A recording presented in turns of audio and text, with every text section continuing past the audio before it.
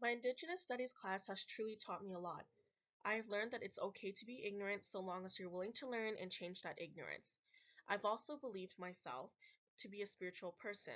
I live my life day to day believing that we're not the only beings on this earth. This class has taught me that mindfulness and spirituality come hand in hand. You cannot have one without the other. To be spiritual is to also be mindful about the environment and spirits surrounding us. I truly appreciate this class for what I have learned and what it has turned me into. I am from Ontario, but I moved out to Calgary in 2011. I have never thought to wonder or ask why we call our highways trails. Recently, I did some personal research and I learned that our First Nation neighbors use these trails to travel by foot to bring messages from one nation to another. Deerfoot is named after Api Kayis. He was born on the Blackfoot Reserve and was a famous Siksika runner who worked as a messenger for the Blackfoot Confederacy. It truly makes me consider how privileged we are to have our means of travel now. With the appreciation for land recognition, I have also adapted an appreciation for the language. I hope to one day learn key phrases and connect with my future students on the level of language preservation and appreciation. I have learned that in Aboriginal epistemology, nature is their pharmacy. Sweet grass is used to connect yourself spiritually with the Creator, and when it is burned, negative energy is taken away. I recently went on a field trip where Elder Randy burned some sweet grass and led us in a beautiful prayer. As per Ermine, prayer becomes power and by its very nature becomes another instrument in Aboriginal ways of knowing. There's so much balance in Aboriginal epistemology. Elder Randy said, "The men can smell the grass but never find it. The women are amazing and are able to find the plants and braid it." There is so much harmony and balance in this statement. One cannot live without the other. It is the idea that we need to work together to make our way of living sustainable. Elder Randy taught us about the balance of nature, how we only take what we need and save the rest for our four-legged friends.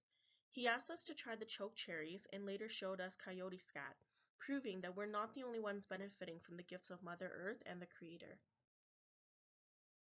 Elder Randy taught me that these beautiful plants are called rose hips. I have never noticed them before, and admittedly, I have probably stepped on them unknowingly while walking. This experience has made me learn to be more careful of where I place my steps, for it truly creates a ripple effect on other beings. Rose hips are one of the very many natural medications that the indigenous people use. Rose hips are full of vitamin C, which helps the immune system fight off foreign invaders. They are also good for healing headaches and used topically to nourish the skin. Knowledge within the Eurocentric point of view is quite linear. We come to our knowledge through science, math, and hard proof.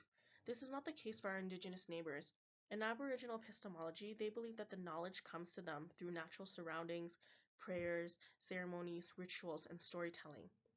They live a holistic life where everything is interconnected and part as a whole, rather than working as individuals to succeed, which is very Eurocentric. Indigenous knowledge incorporates all aspects of life. Storytelling is very important to Indigenous people.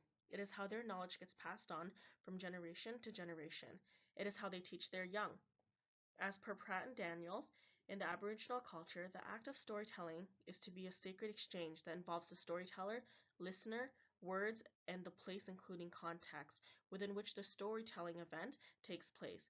The act of listening to a story is a subjective experience that delivers the message necessary for each listener at that point in time. With storytelling also comes the important duty of witnessing. The person who witnesses the storytelling helps carry on these oral traditions and in a sense acts like a scribe. Much of Indigenous way of knowing comes from oral communication. Not much is recorded. I can truly understand the importance of storytelling. Through storytelling, there's always a bond of interconnectedness between people. When things are recorded, sometimes you lose that interconnectedness and you can simply go look for the information alone. Storytelling is such a beautiful process. In our class, Astanskiaki Manyfeathers explains that she does not achieve knowledge until she gives knowledge. I cannot express how beautiful and humble this was to hear. It revolves around the idea that knowledge is useless if you keep it to yourself. However, once you share it, the spread of knowledge makes one wiser because you're now sharing knowledge that could provoke change. On my field trip with Elder Randy, I must admit that learning about the sun wheel was the highlight of my experience. In the Blackfoot culture, the number 4 is a lucky number. This sun wheel represents 4 nations, Kainai, Piikani, Siksika, and then Paigan. The four nations come together to make up what is known as the Blackfoot Confederacy. In each section, there are representations of hooves. Then aside those hooves are mankind, where the red rock inside represents the heart, and the red rock at the top represents the mind. Everything is going in a clockwise motion with the Creator and Mother Nature in the center. There are openings on the west and the east side of the sun wheel. Elder Randy says that when Natosi is up, we go through the west side so we can face east towards the sun while saying our prayers and while giving our offerings to Mother Nature and the Creator. Elder Randy allowed us to offer tobacco to Mother Earth and the Creator as one by one we said our prayers. That experience was very uplifting to me. It is a strange feeling, but when I walked into the center, I felt as if I was giving a part of myself to something greater. We as a society say that we know we aren't the only beings on this planet, but on this field trip, I had this knowledge given to me in perspective. We humans walk alongside our four-legged friends in one direction, going in the same path. We cannot coexist without each other. Now I truly understand the pain the Indigenous people must have felt when they watched their buffalo get decimated. In class, Astanskiaki Many Feathers explained that we should be fighting for conciliation, not reconciliation. We need to create a relationship because for reconciliation, you would need to have been in a relationship in the first place. With this quote and everything I have talked about this far, I can firmly say that the main theme of this visual essay is relationships. Aboriginal epistemology is all about interconnectedness and relationships. So to move on, we need to reconstruct what those have torn down. We need to learn about the genocide that our Indigenous neighbors have faced and move forward teaching what those have torn down. We need to teach interconnectedness and build relationships. But first, we need to learn what happened. Astanskiaki has stated that what came from the attack was an attack on their children and ceremonies. The term savage was thrown around. So, in an attempt to strip the Indigenous of their quote-unquote savageness, they would give their children so-called education and demanded from Indigenous families the ending of ceremonies. The excuse was to modernize the Indigenous people, but really it was to eradicate the Indigenous people and turn them into industrial workers. The children were promised with the highest form of so-called education, but behind this promise was nothing more than abuse, propaganda, rudimentary skills, cultural genocide, and death. When I say death, I mean the death of family structures and actual children who attended these residential schools. In Pratt and Daniel's article, their respondent, Angie, recalled being told by the priests and nuns that they came here to answer the call of Jesus. We were sent up here to educate you savages with the love of God, and then they treated us worse than dogs. I have witnessed many brutal things that happened to the girls and boys in those 10 years. Some were beaten so badly they couldn't walk.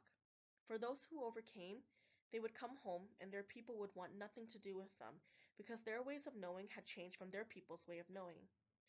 Now, if we consider what is going on today, Indigenous people are facing intergenerational trauma. Their children either fear the use of their own language or find no need for it. Indigenous people are still facing racism this very day, where they can't even walk into a grocery store without being targeted. They're still facing a system that is made to make them fail. So what can we do now to change this? There's a big difference between knowing the knowledge versus knowing what to do with the knowledge. We need to help our Indigenous neighbors decolonize society.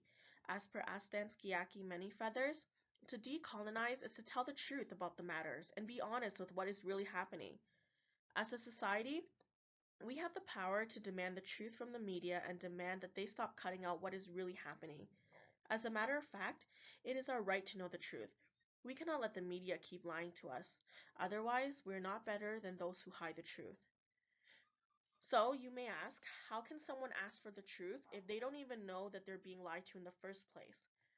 Well, this is where the next generation of teachers come in. As teachers, we need to be in the forefront of this change and reveal the truth to our students. Change will not happen right away, but it won't happen at all if we don't start.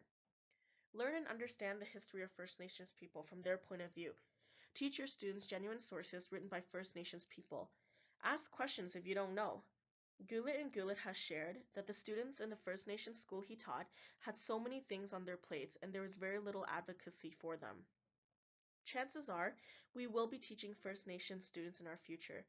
Demonstrate your sensitivity to the lives of Indigenous children by showing respect. If respect is not present, trust cannot develop. In the Inuit culture, they welcome one another with smiles and live by the term Tunganarnik, meaning to be approachable, hospitable, humble, kind, generous, honest, and respectful. We need to move forward creating relationships and becoming allies with our students and Indigenous neighbors.